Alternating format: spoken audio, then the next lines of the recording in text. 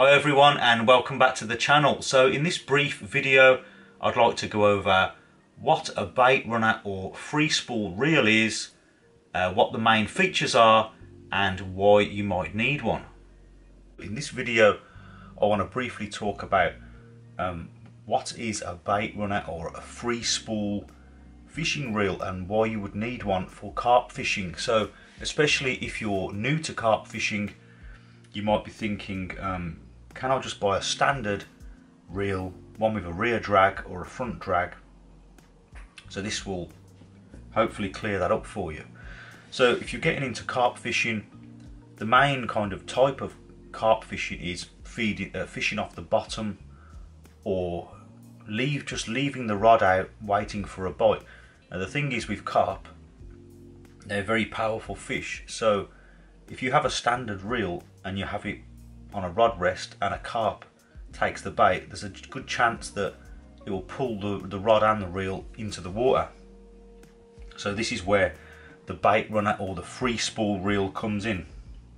The difference with these reels, they have a second clutch on them, a second drag, and you can tell if it's a Baitrunner or a Freespool reel because it will have a button at the back here that goes up and down, as does this one. So first of all with these, you've got the front drag. That is what you'll play the fish on, and you can imagine if a fish takes that, that's quite stiff, so that's going to resist and then pull the whole setup into the water. So with this, when you've cast out and you're waiting for a bite, you engage the rear drag by flicking up the Baitrunner feature.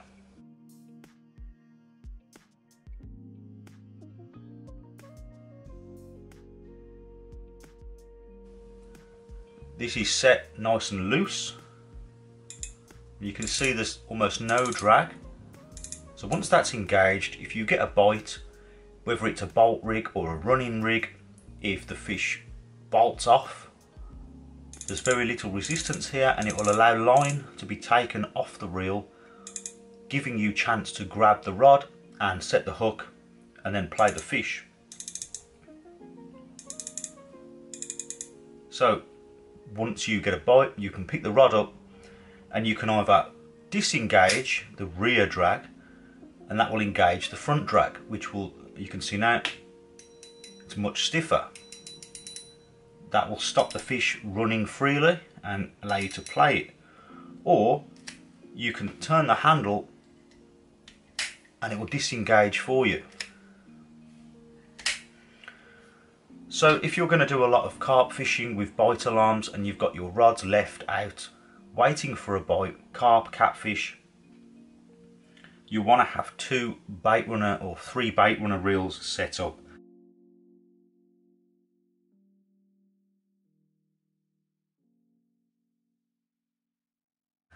It also allows you to utilise your bite alarm when you've got the rear drag engaged. The line will run when you get a take, and you can hear the bite alarm going off, and it should beep for a forwards movement. And then if there's some drop back, if the fish stops or is coming towards you, you should get a different tone on the bite alarm to tell you that. But that is the basic difference with the Baitrunner. Good for feeding on the fish that feed on the bottom, good for heavier setups, and great if you're worried about getting a really violent take or catching a big fish that could pull your whole rod into the water. When this is set up with the rear drag nice and loose, it will just let the fish run, and then you can just disengage that, bringing it onto the front clutch, and you're good to go. So if you're getting into carp fishing, would I recommend getting a Baitrunner reel over a standard reel, kind of like one of these, a rear drag reel? Well, yes, I would. I definitely recommend getting 2 Baitrunner reels if you want to do carp fishing. It will save you losing your tackle. You can imagine with this one, this is a feeder reel. This is more designed for fishing with the idea that you're watching the tip of the rod, and if you get a bite, you're ready to grab the rod.